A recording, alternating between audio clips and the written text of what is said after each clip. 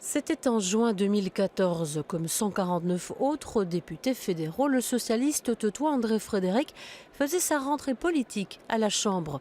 Depuis, il a rédigé 19 propositions de loi. Il aura posé 39 questions orales en commission, 2 en séance plénière et 10 par écrit. Le gouvernement de Wever-Michel a pris beaucoup de décisions pendant les vacances d'ailleurs, comme ça passe un peu inaperçu.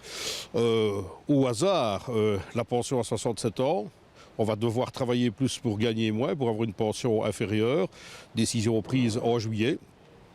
La TVA sur l'électricité qui touche les ménages. Aujourd'hui, la TVA est repassée à 21%. Sous le gouvernement Di Rupo, il était à 6%. C'est du concret.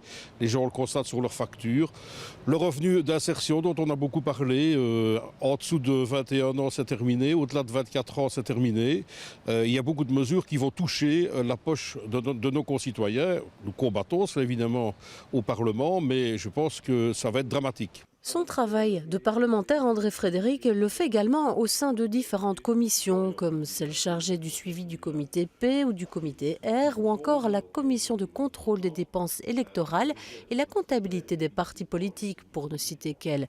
Mais depuis un an, le teutois s'est investi dans la commission de la santé publique. Maggie De Bloch est très populaire dans notre pays, mais elle prend des mesures terribles. Elle réduit la norme de croissance des soins de santé d'1,5%. Elle rend les visites chez les spécialistes beaucoup plus chères pour les citoyens.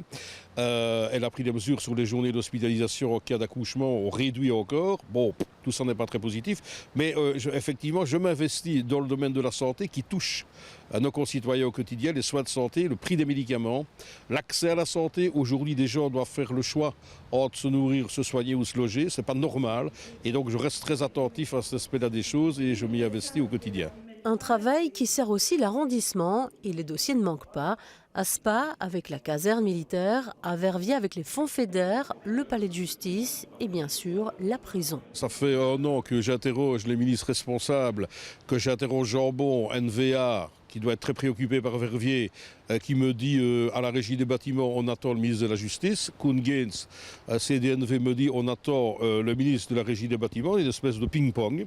En attendant, le site est en perdition. Des gens qui y travaillaient sont disséminés dans la province de Liège et c'est un espace gigantesque au centre de Verviers qui s'écroule.